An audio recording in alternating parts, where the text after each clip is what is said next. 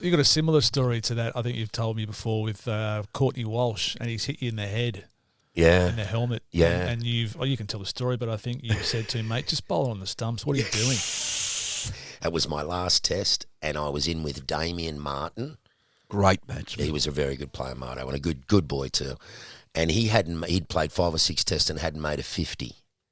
And when I went in, he was like 45 not out.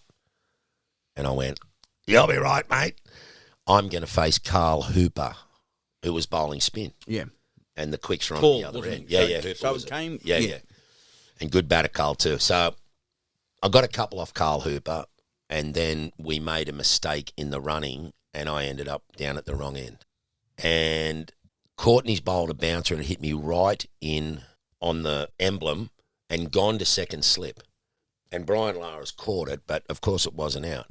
And at the end of the over, I said to Courtney, fuck, man, you don't have to bowl short at me. He went, that's not short with us. That's a good length. Hit me on the fucking badge. Oh, mate. That's a good length.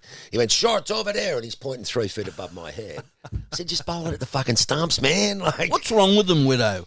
I'd been in for too long. See, if you were in for too long and you batted 10 or 11, and I was really good mates with Viv, if I was in for more than 2 or 3 overs, he'd walk by and say, with us, play a fucking shot. Or get out, man. Get that. Because you knew the bumpers were coming soon. They'd pitched a few up, but not too many. So when you get hit flush on the badge like that, yeah, your ears start to ring, or what happens? They rang for 2 days. Have you spoken to him lately? How many times you reckon it's been hit? They rang for 2 daes. In those days, there was no concussion test or nothing like that.